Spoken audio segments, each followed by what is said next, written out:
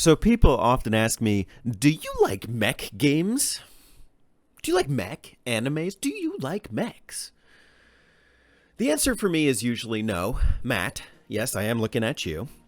Though I did grow up in the 90s, my first real exposure to mech was sadly through Shia LaBeouf's Transformers, and I can't exactly say I was impressed. So I kind of missed out on that era and never really got into it. But I think I've completed my first initiation. I have finished and enjoyed my first mech game, Assault Suit Leynos, on the PlayStation 4. It's freaking hard.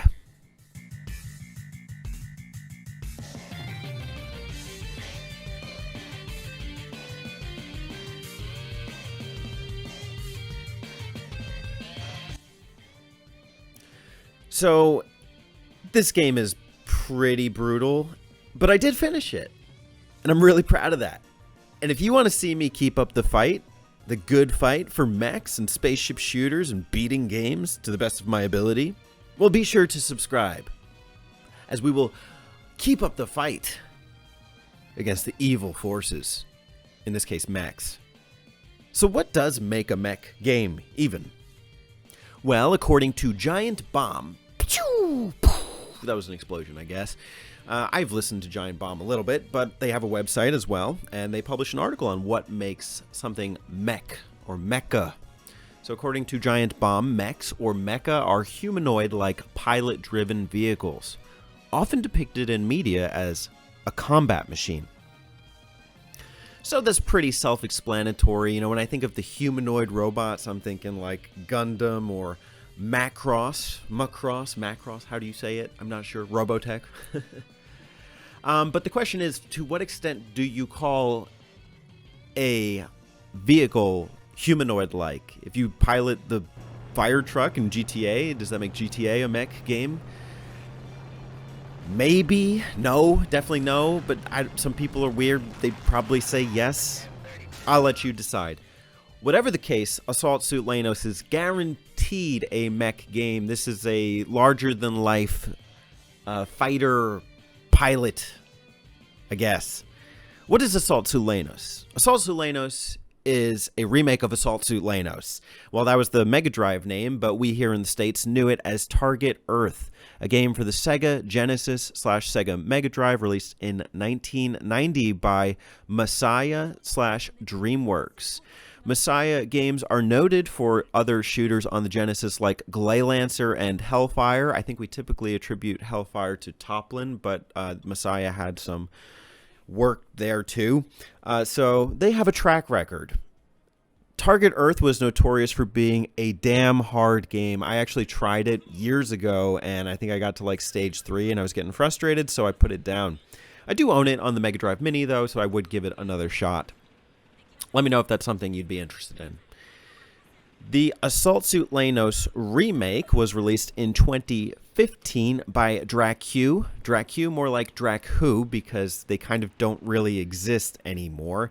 They did have a game that was supposed to come to Steam, and then I think it got pulled. It was called Armored Hunter Gunhound EX. There is a PSP version, but yikes, I don't want to pay that. Plus, I don't own a PSP.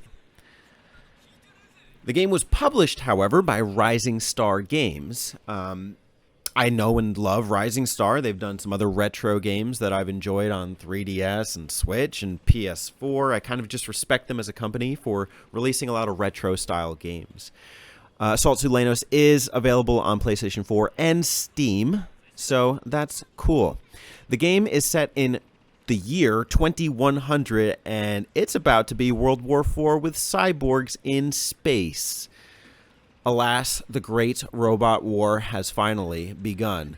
Wait a sec, World War IV, what happened to World War III? Is that in our lifetime? I hope that's pretty late in the 2000s, because I ain't trying to be there for that. In the game, you pilot a 12-foot-tall mech, the Assault Suit, to take down enemy forces as the head of the Assault Suit Squadron, or ASS for short. ASS. Great name for the World Earth Defense Force. Great going, team. アサルトスーツ隊スクランブル。 Assault Suit Leynos is called a run and gun, but it's more like a stomp and gun because your mech moves mighty slow unless you use your jetpack, where you can boost in air and on land. It's quite a experience trying to get the piloting down, but once you get it, it's pretty smooth. There is a fire lock that occurs while you are moving. So say, for instance, you are flying around with the jetpack. You can aim the gun in whatever direction you want, but your direction for the jetpack will stay fixed.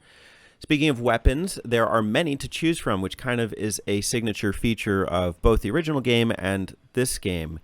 Anytime you start a mission, you have 6 slots from which to put a weapon or a mech upgrade. You unlock weapons as you go through the game. There's about 15 or 20 by the end. It's all contingent on how well you do in each mission.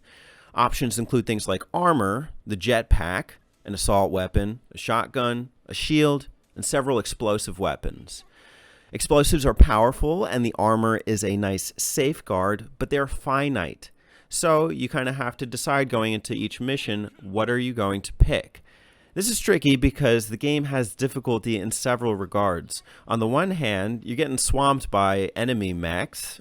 I'm using that term correctly, right, Matt? And so you have to balance things like your own offense with your own defense, and a lot of the missions are time-bound. Let's start with defense for a sec. Your mech can take a couple hits and you regenerate health over time, but there is fire all over the screen, so it's up to you whether you want to kind of run and recover or if you have a shield. You can use that. The only downside is that, say you're in a protective mission, which is like half of the missions in this game. They include some kind of protective element where you're protecting a fleet that has no defensive capabilities. You have to kind of weigh how fast are you taking down enemy units with how well am I doing protecting my own.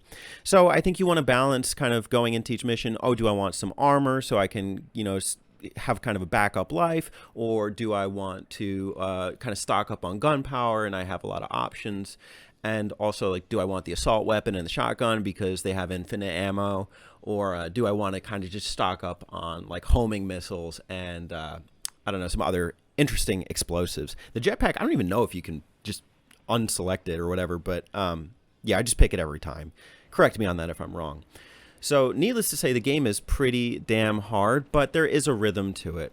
Once you get the flow of things, you start to really cruise through the game. I had not too many issues with the first 7 missions, especially because the game has the added benefit of checkpoints throughout each mission, and there's no life count. It's infinite lives, so there's no game over unless you want there to be.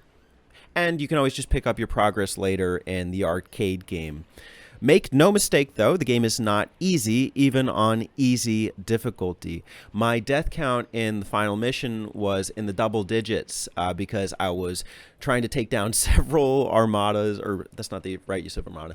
I was trying to take down several enemy carriers that have like multiple components on them while trying to protect my own fleet. And it was just really frantic action. And then the mission, that was like only like the first 10th of the mission. It was insane. The bottom line, however, is that I had a really positive experience with my first real mech game, and I do look at it as kind of a nice initiation into the genre. I think we do look at the genre as more 3D, where you kind of like experiencing 3D mech, piloting or whatever, but I think that really cool things are done when it's turned into 2D, and I'd be excited to go play the original.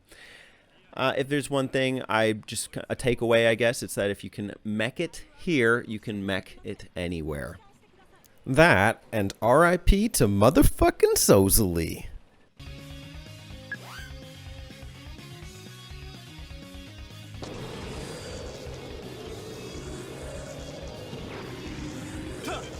助けてくれ。スーツが燃えちまう。